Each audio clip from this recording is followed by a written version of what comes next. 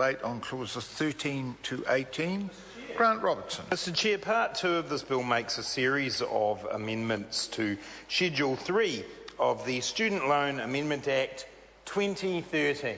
So that's right, the government has to amend the legislation it passed last year because it got it wrong again when it comes to student loans, and so, Part 2 does this in Schedule 3 of the Student Loan Amendment Act 2013.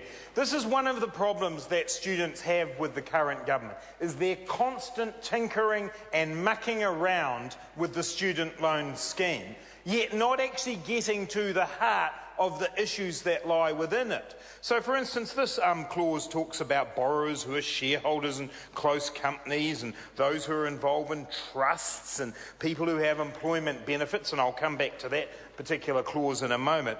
None of which, Mr Chair, actually addresses the real issues that are involved in the student loan scheme. The biggest one of which is that at the moment the living cost component for student loans is $173 a week.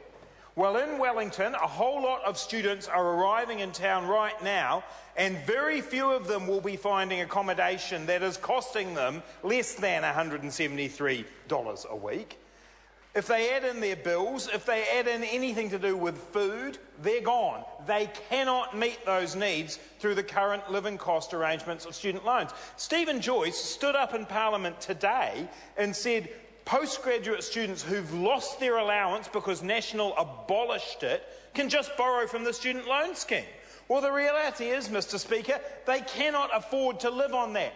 And many of those people who got the student allowance, for instance, for the clinical psychology course that was raised today, are parents who were earning around $350 a week to help bring up their children off the student allowance system, and they are now being asked to live off $173 a week, and they can't, and they are giving up their study. And that is the impact of the changes that this government has made to student loans and student allowances. So rather than tinkering around with Schedule 3 of the Student Loan Scheme Amendment Act 2013, this government could be coming to the House with a reform of the student loan and allowance system that actually works on facilitating people into study. Well, no, Mr Goldsmith, it doesn't necessarily have to be more money. More money would be useful. How about this, Mr Goldsmith? How about cracking down on the kids of parents who put all their money into trusts so that they get an allowance, whereas other people from working families who don't have the money to pay for an accountant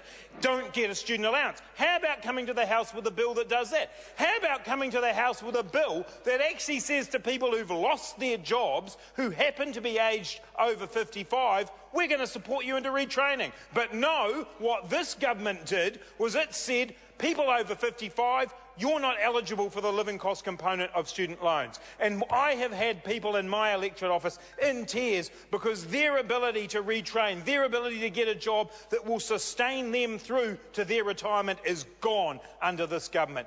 Every step of the way, the National Party has undermined the student loan and allowance scheme. It has said, we don't want people in tertiary education, we want to limit the number of people who are involved in tertiary education, and we're going to use the student loan and allowance scheme to do that. Well, I think, Mr Chair, that that is just plain wrong. It is short-sighted, and it is selling young New Zealanders short. It is selling people who are retraining, who have lost their jobs, short. This bill could have been a bill that said, yes, we'll make it easier for people to repay their loans. Yes, we will support people through student allowances and through access to student loans so that they can achieve their potential. And instead, Mr Speaker, Part 2 of this bill is simply tinkering around with Schedule 3 of the Student Loan Scheme Amendment Act 2013.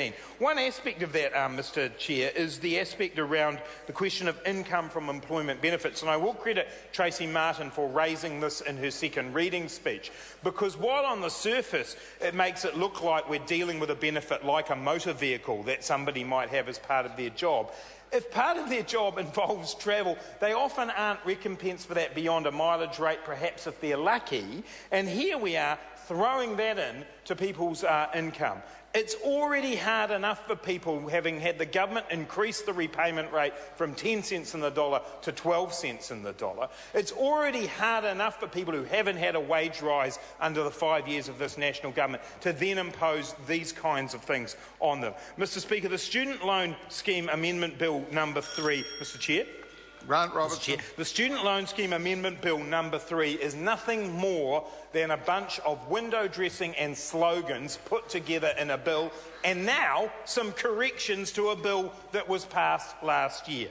Students all around New Zealand are starting off their courses at universities and polytechs and other training institutions at this time of the year, and they're looking at how they're going to finance their way through their studies.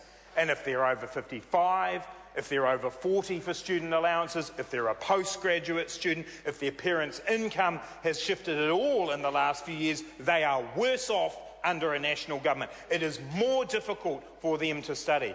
And students end up taking on more and more hours of part-time work in order just to get by. $172.50 a week is not enough to live on under the living costs component of the student loan scheme. So what do students do? They take on more part-time work. What does that do? It has an impact on many students' study, their ability to actually achieve the results that they should. The student loan scheme isn't a system that the National Party is committed to, the interest-free student loan scheme. We know that. John Key said he didn't believe in it. He was going to oppose it with every bone in his body. As a result of not being able to have the political will to stand up for what National actually believes, that they want to put interest back on student loans, their answer, because they're not prepared to do that, because they don't have the guts to put that before New Zealanders, is to tinker around with the system through bills like this, to make it more difficult for New Zealanders to repay their loans if they are overseas. And let's be absolutely honest about this, Mr Chair. This bill will make almost no difference to the amount, to the repayment rate for student loans. In fact, the evidence the Select Committee saw was that it actually was going to be harder for people to pay back their loans. They would actually pay back less of their loans. They wouldn't come back to New Zealand. And so as a bill, it doesn't even achieve the purpose it set out. It's a bunch of slogans, and part 2 of this bill adds absolutely nothing other than correcting a hopeless mistake of this government, who clearly do not know what they are doing with the student loan scheme. Paul Goldsmith. Chair, my pleasure to follow the previous speaker, but I'm intrigued.